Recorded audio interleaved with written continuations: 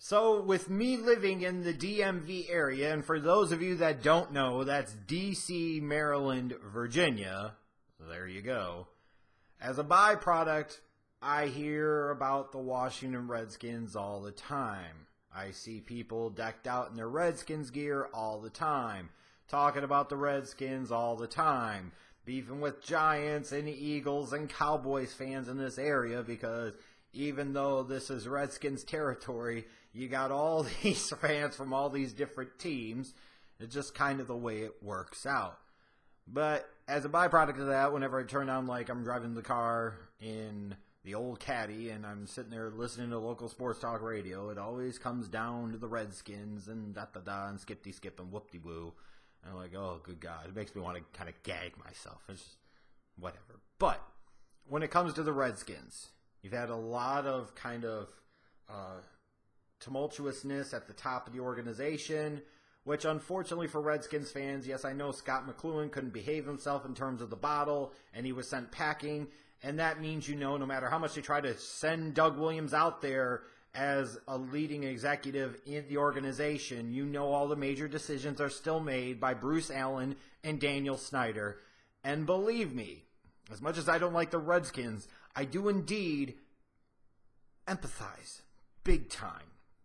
As I think about the Bears with the McCaskey family, it's like that, it feels like, with Bruce Allen and Daniel Snyder, only a whole lot worse. Like, so many things they've done over the past 2 decades are exactly how not to run a football organization, a football operation. So, they've got their head coach in Jay Gruden, but you talk about the mess that happened with Kirk Cousins and all of the talk about what was going to happen there. They end up letting him go in free agency because they trade away a third-round pick in Kendall Fuller to bring in Alex Smith and give him a lot of money. Just some really puzzling decisions made by this organization ultimately. So I wanted to see what this team would do heading into the draft, how they would handle the draft, run that draft weekend, and that would give me some type of indication of whether or not there's some decent decision-making still to be found in that organization, because I feel like that's a valid, legitimate question to have of this team. Now, when it comes down to the first-round pick, Doron Payne, I, of course, am not surprised that they took Doron Payne because, in fact, I had him mocked to the Redskins in my last mock draft. This is a team that really needed to address their run defense. This is a team that needed to get better up front defensively. This is a team that took Jonathan Allen in round 1 last year. They're hoping to get him back at full strength this year, but they still needed more help there. And once Vita Vea went off the board the pick before to the Tampa Bay Buccaneers, I felt like it became a no-brainer for them that they were going to take Doron Payne. Would have been more interesting to see what would have happened if both Vea and Payne were on the board at 13. There is a part of me that feels like they felt Doron Payne provided more versatility, and he may still have ended up being the pick. Now, of course, you still had guys, I'm saying this about several teams in this draft range, you had guys like Tremaine Edmonds and Derwin James still on the board, and those were guys that both felt like could have been very nice additions to the Redskins. But I feel like the Redskins looked at themselves and thought that they were okay in the secondary with 4th-round pick last year, Monte Nicholson.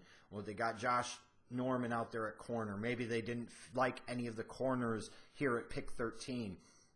And as a result, they felt like the best way to impact their defense was to take somebody up front. And it was either going to be Vea or probably Payne, and it ended up being Payne.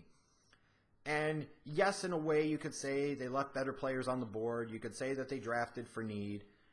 But while that's true, I don't have that much of an issue with this pick because I feel like Doron Payne's best football is ahead of him. And the cool thing for drafting a guy like him is he already played the 3-4 in college. Now he's coming to an NFL team where you don't have that much of adjustment in terms of the basic responsibilities of the system that he's in.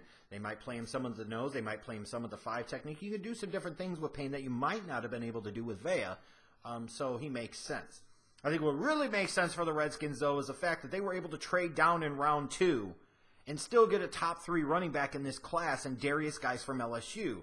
I know there's reports about Howie Roseman and him getting into an altercation or verbal shouting match at the Combine. Other concerns about maturity and work ethic and just wanting to play video games all the time.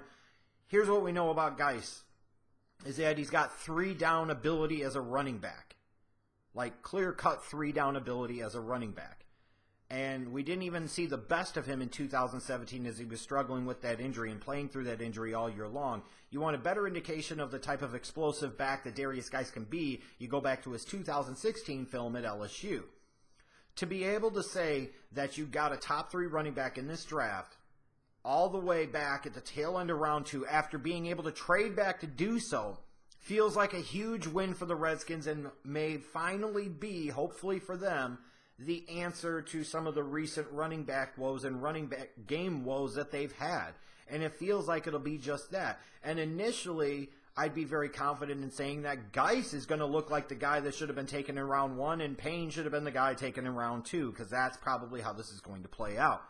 Garen Christian, the tackle from Louisville, one of the things that killed the Redskins last year is Trent Williams, Morgan Moses at different times going down with injuries and stuff. And they didn't have depth at tackle to be able to kind of hold the fort. Like once Williams specifically went down, that offensive line for the Redskins just wasn't the same. It went from being a bit of a strength of the offense to being a real hindrance and a weakness. So now you bring in Christian, who you might be able to use as your third tackle, your swing tackle. You could play on the left side, you could play on the right side. It was a depth pick right now, that's for sure, with Williams being their franchise left tackle and Moses having a big contract with still a lot of money on it over the next couple of years. But for the Redskins, based off of how important it was to get some depth at the tackle position, the Christian pick made a world of sense. So when I look at the first 2 days of their draft, their first 3 picks, it felt like they addressed needs. Their number 1 need they felt was defensive line. Number 2 need they felt was the running back position. Number 3 need they felt was depth on the offensive line, specifically at the tackle position. And they addressed all 3 needs. And there are many times I don't like just purely need-based drafts because you can pass on better players. But based off of where Guice went, it is incredibly hard to knock him at that point in time. Christian in round 3 I think is better than a couple of the other offensive tackles that were taken ahead of him. Doron Payne at pick 13 might for some feel like a bit of a reach, but like I said, I'm projecting that he'll be a better pro than he was a college player. And he provides versatility, and he's a very natural scheme fit for what they do. So I liked what they did the first 2 days, even though it was very, to me, need-based. Day 3, Troy Apke, the safety from Penn State, he goes a round before Marcus Allen. I understand Apke ran a 4.35 at the Combine. He's a great athlete. But he's not much of a football player. And yes, you're getting into day 3, so you start to gamble on these types of guys. But there are other pretty good athletes at different positions, including safety, that you could have taken here that were better football players. To me, it feels like you drafted primarily a special teams and depth guy at round 4. Round 5, Tim Settle, the nose tackle from Virginia Tech. You know, this is a guy that you could plug into the middle of that line, and he becomes a starter for you down the road, or at least a rotational guy, or feels like a guy in 2 or 3 years you'll forget all about. The talent is there. It's just you didn't see it consistently enough at Virginia Tech. One pick I did like in day 3 quite a bit was Shaun Hamilton, the linebacker from Alabama. I know he's had a couple of serious, significant injuries, but he is a guy that's smart, just solid as a football player, and on day 3 can come in, give you some value as a special teams guy, could potentially start down the road. I really like that pick. He was a guy that was flying under the radar because of the other big-name stars on that Alabama defense and because of some of the injuries he had. But from a talent standpoint, Dion Hamilton is in no way a 6th-round pick. So to get him here in 6th-round pick was like stealing. And I also loved Mr. Irrelevant Trey Quinn from SMU. I most certainly did not have him graded as a Mr. Irrelevant type of guy. This was, to me, a guy that you take early in day 3, and the Redskins got him with the last pick of the draft. I know he's not the biggest guy, started at LSU, ended up transferring to SMU, but he's a quality route runner. He's got some short area quickness to him, relatively reliable catcher of the football. He feels like, to me, somebody that in the future could be a contributor as a 3rd or 4th option at wide receiver for the Redskins. Fully worth the gamble in round 7. So looking at this draft again, first 2 days felt very need-based, but I don't knock them that much for what they addressed and how they addressed it. It was hard for me to really argue at looking at the big picture with any of the first 3 picks for this team. Day 3 was a little bit more hit and miss. There were clearly some gambles there, like Apke's a gamble, Settle's a gamble, Dion Hamilton's a gamble. But that is the place, if you're going to gamble, you gamble on some of these high upside athletes, which is what they did. I felt this was a competent draft for the Redskins.